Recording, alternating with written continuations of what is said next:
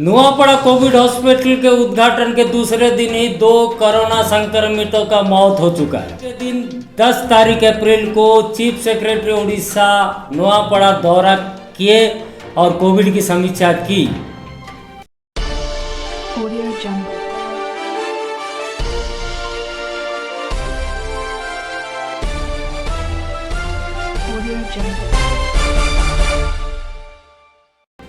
आपको पता होगा कि 9 अप्रैल को कोविड हॉस्पिटल फिर से शुरू किया गया सिलदा के स्थित एक अन्वेषा हॉस्टल में, जो कि पहले से चल रहा था। वहाँ 9 तारीख के दिन ही 47 मरीज वहाँ पर भर्ती किए गए और उनका इलाज भी जारी था। दूसरे दिन 10 तारीख को सुमित्रा मेहर नाम के एक सिनापाली के बासिंदा का इलाज के दौरान मौत हो गई। दूसरे एक मरीज हैं जो कि नुआपड़ा हॉस्पिटल में उनका इलाज नहीं हो सका, उन्हें बलांगीर से बुर्ला रेफर किया गया और बुर्ला में उन्होंने अपना अंतिम सांस ली। उनका नाम है शिव साहू डुमरपानी से। कोविड हॉस्पिटल शुरू होते ही मौत का सिलसिला शुरू हो चुका है। 10 अप्रैल को चीफ सेक्रेटरी ओडिशा श्री सुरेश महापात्र और PK Mahapatra additional chief secretary Nuapada का दौरा किया और खासकर उनका दौरा कोविड से रिलेटेड था। कोविड कार्यक्रम किस तरह से नुआपड़ा में चल रहा है उसको देखने के लिए वो आए थे, समीक्षा करने आए थे। उनका दौरा सबसे पहले वो कोविड हॉस्पिटल गए। कोविड हॉस्पिटल में उन्होंने वहाँ कोविड हॉस्पिटल का निरीक्षण किया। निरीक्षण करने के बाद एक समीक्षा की कलेक्टर कॉन्फ्रेंस हॉल में। उसके बाद पत्रकारों को संबोधित करते हुए उन्होंने कोविड से जुड़े हुए कुछ बातें हमें कही। हेल्थ रिलेटेड इश्यूज सार कहले सब आज आम गस्तर आम आसबार मुख्य उद्देश्य हूँ ये जिलाटी छत्तीसगढ़ बॉर्डरिंग जिला। आपण मैंने आज जानते छत्तीसगढ़ में पाखापाखि 11,500 पॉजिटिव केस है। ये जिलाटी एत संवेदनशील तेणु आपाई आम गस्त कर चीफ सेक्रेटरी मुझे डीएमटी डीएचएस समस्त आसलु। ये आज डेट्रे 458 टोटाल केस अच्छी एक्टिव केस अच्छी। तादेहू पाखापाखि 411 जन होम आइसोलेसन अच्छा। आम कोविड हॉस्पिटल जो जाइए 47 जन पेसेंट अच्छा। अनुमानिक 90% लोक आमर होम आइसोलेसन अच्छा। तेणु समस्त से कंट्रोल रूम मध्यम डेली टच करेंगे, होम आइसोलेसन किट देवे और समस्त सहित संपर्क रे कि तुम स्वास्थ्य अवस्था केमती अच्छी कंट्रोल रूम फोन करने निर्देश दिया जदि सफिशिएंट मेडिसिन अच्छी।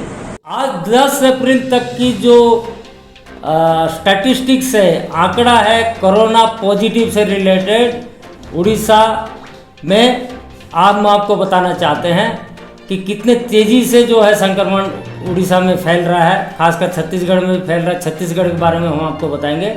उड़ीसा में आज के डेट में 7,000 से ज़्यादा पॉजिटिव केसेस पाए जा चुके हैं और उनमें से 7 लोगों की मृत्यु हो चुकी है। वैसे नुआपड़ा जिले में भी 600 से ज़्यादा संक्रमित पाए गए हैं। अभी तक के 3 लोगों की मृत्यु हो चुकी है। उसी हिसाब से खरिया रोड में 124 से ज़्यादा पॉजिटिव आज तक पाए गए हैं 10 अप्रैल तक, और कोई भी मृत्यु की पुष्टि नहीं हुई।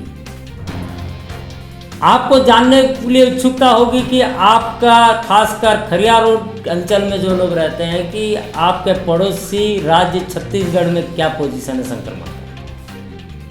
छत्तीसगढ़ में आज तक का जो डाटा है वो नया दूसरा कोरोना लहर आया, वो डाटा हम आपको बता दें आंकड़ा कि यहाँ पर 84,681 एक्टिव केसेस हैं कोरोना संक्रमण। और 10 अप्रैल रात के 10 बजे तक की जो सूचना है हमारे पास 1,111 लोगों की कोविड संक्रमण से मौत हुई। खरिया रोड बॉर्डर से सटा हुआ महासमुंद जिला में 1713 लोग संक्रमित हो चुके हैं और उनमें से 20 लोगों की मृत्यु हो चुकी इलाज के दौरान। खरिया रोड बॉर्डर से सटा हुआ बागबाहरा शहर में 100 से ज़्यादा संक्रमित पाए गए। छत्तीसगढ़ की भयावह स्थिति आप जानने के इच्छुक होंगे तो हम आपको बता दें कि एक ही दिन में 11,447 नए केसेस आए, उनमें से 91 लोगों की मृत्यु हो चुकी है। खरिया रोड में जैसे कि हम आपको बता चुके हैं कि 124 से ज़्यादा पेशेंट मरीज आ गए हैं और 23 मार्च से ये संक्रमण शुरू हुआ, आज है 10 अप्रैल। खरिया रोड के सभी वार्ड, एक वार्ड को छोड़ के सभी वार्डों में कोरोना संक्रमण पाया गया है। 9 नंबर वार्ड छूट गया है और सबसे ज़्यादा प्रभावित जो वार्ड है वो है वार्ड नंबर 2, 6, 15 और 17। फिर आपको रिपीट कर देते हैं। सबसे ज़्यादा संक्रमित जहाँ पर 6 से ज़्यादा संक्रमण पाए गए हैं वो वार्ड है वार्ड नंबर 2, 6, 15 एवं 17। हमने आपको पिछले बार सितंबर में हमने आपको दिखाया था एक एपिसोड K3 टीवी का। आइए उस एपिसोड में देखते हैं कि हमने क्या दिखाया था। आज अप्रैल है जहां पर 124 केसेस हैं, तो आइए देखते हैं हम सितंबर 19 तारीख को जो हमने आपको पिछले साल दिखाया था वो एपिसोड का एक झलक देखिए। नमस्कार, मैं हूं सुरेश आचार्य, आपका K3 टीवी में स्वागत है।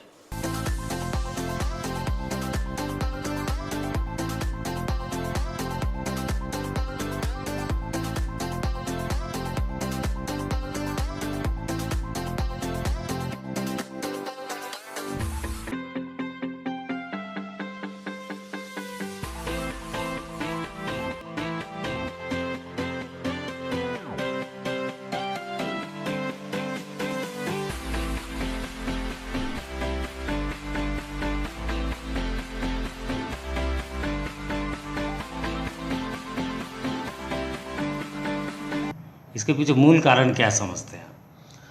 इतना तेजी से क्यों बढ़ रहा है? तेजी से ये बढ़ रहा है कि लोगों में थोड़ा सा मतलब जो नियम है उसको थोड़ा अपने तरफ से जो मास्क पहनना और सैनिटाइज करना, ये सब चीज़ में थोड़ा सा इन लोग इग्नोर कर रहे हैं। और एक चीज़ है कि हम ये देख रहे हैं कि NH लगा हुआ है रायपुर से, तो इधर साइड से भी हम लोग का कोई थोड़ा सा उतना हम लोग ट्रास कर नहीं पा रहे हैं कि कौन पॉजिटिव है कौन नेगेटिव है, और वो आके हमको थोड़ा सा क्योंकि बॉर्डर एरिया है तो इसी दो के कारण शायद हो रहा है ये सब चीज़। फिर भी हम लोग मेडिकल की तरफ से और NC की तरफ से ट्रासिंग चल रही है। लेकिन ये महीना अप्रैल का है, ध्यान रखें। मई, जून, जुलाई, अगस्त 4 महीने के पहले ही सितंबर महीना का जो तांडव कोरोना का दिख रहा है। आने वाले दिनों में क्या परिस्थिति हो सकती है अगर आप अभी से अपने आप को सतर्क ना करें। खरिया रोड पर अगर नज़र डालते हैं तो किस आयु वर्ग को ये कोरोना संक्रमण हो रहा है, तो आपको बता दूं 4 साल की उम्र से लेकर 70 साल की उम्र तक के लोगों में कोरोना संक्रमण पाया जा रहा है। और 50% से ज़्यादा जो आयु वर्ग को कोरोना संक्रमण हो रहा है वो आयु वर्ग है 22 से 50 साल के अंदर। तो ये तो बिल्कुल साफ हो चुके कि कोरोना संक्रमण किसी भी आयु के वर्ग के लोगों को हो सकता है, इसलिए हमको सतर्क रहना पड़ेगा। खरिया रोड नगर में अगर वार्ड के हिसाब से हम अगर देखा जाए तो यहाँ पर कोई तुक नहीं है, क्योंकि हर वार्ड एक दूसरे से जुड़ा हुआ है। हर वार्ड, एक वार्ड का व्यक्ति दूसरे वार्ड में आना जाना कर रहा है, तो संक्रमण जो है वो वार्ड हिसाब से हम देखना नहीं चाहिए। एक नगर परिसीमा के अंदर किस तरह का संक्रमण फैल रहा है उस पर हमें ज़्यादा नजर देना चाहिए। कि 5 तारीख से रात को 10 बजे से लेकर सवेरे 5 बजे तक कर्फ्यू जारी कर दिया गया है। और कर्फ्यू का मतलब है कि आप अपने घरों से निकलेंगे नहीं। जरूरी सेवाएं जो है वो उपलब्ध हमेशा रहेगी। और रोड के दोनों तरफ जो भी होटल, रेस्टोरेंट, ढाबा जो है वो वहाँ पर बिठाकर कोई खाना वगैरह नहीं खिला सकता। वहाँ से पार्सल जरूर कोई भी लेके जा सकता है। हिदायत ये भी है कि बॉर्डर पर जो भी व्यक्ति आना जाना कर रहा है उनका थर्मल स्क्रीनिंग होगा। जरूरत पड़ने पर उनको एंटीजन टेस्ट होगा। एंटीजन टेस्ट पर पॉजिटिव पाए जाने से उनको क्वारंटाइन या होम आइसोलेशन में भेजा जा सकता है। निर्देशों को अमान्य करने वालों पर धारा 188 IPC के तहत और एपिडेमिक एक्ट 1897 के तहत, आपदा प्रबंधन कानून 2005 के तहत धारा 50 से लेकर 60 तक एवं महामारी संशोधित कानून सितंबर 29, 2020 के तहत कानूनी कार्रवाई होगी। ये कानूनी कार्रवाई क्या हो सकती है इसके बारे में हम आपको जानकारी बता दें। नियम तोड़ने वाले पर सख्ती होगी और 10,000 रुपये का जुर्माना और 6 महीने की सजा हो सकती है। क्यों पाए सजा? क्यों निकले सड़कों पर बिना काम? अगर सड़कों पे निकलते हैं काम के तो मास्क क्यों ना पहने? अगर कहीं खरीदारी करने जाते हैं तो क्यों ना हम 2 गज की दूरी बनाए रखें। घर से निकलने से पहले, घर से आने के बाद अपने आप को पूरी तरह सैनिटाइज क्यों ना करें। सरकार आपकी है, सरकार आपके हित चाहती है। जब बच्चा बिगड़ जाता है तो बच्चा को सख्ती के लिए डंडा दिखाया जाता है कि डराया जाता है, धमकाया जाता है। हम सब सच्चे नागरिक हैं, देश के नागरिक हैं, देश के हित के बारे में सोचते हैं, सरकार हमारे हित के बारे में सोचे। आइए सरकार के साथ मिलकर कोरोना वायरस से मुकाबला करें। आप भी सतर्क रहिए। हम आपको बता दें कि अगर आपको ये दिख रहा है कि आप नियम ढंग से पालन कर रहे हैं, कोविड गाइडलाइन, अगर कोई भी अधिकारी ये नियम को पालन नहीं कर रहे हैं तो पेंडेमिक एक्ट 2005 के अनुसार आप भी FIR दर्ज करा सकते हैं कि कोई भी अधिकारी कोविड नियम का पालन नहीं कर रहा, उन पर भी कार्रवाई होगी, उन पर भी आप FIR कर सकते हैं। यकीन कीजिए, मैं बोल रहा हूँ। पहले मुझे मास्क पहनने में बहुत घबराहट होती थी, बेचैनी सी होने लगती थी, सांस लेने में दिक्कत होती थी। फिर एक दिन 500 रुपये का चालान कट गया, अब कोई दिक्कत नहीं होती।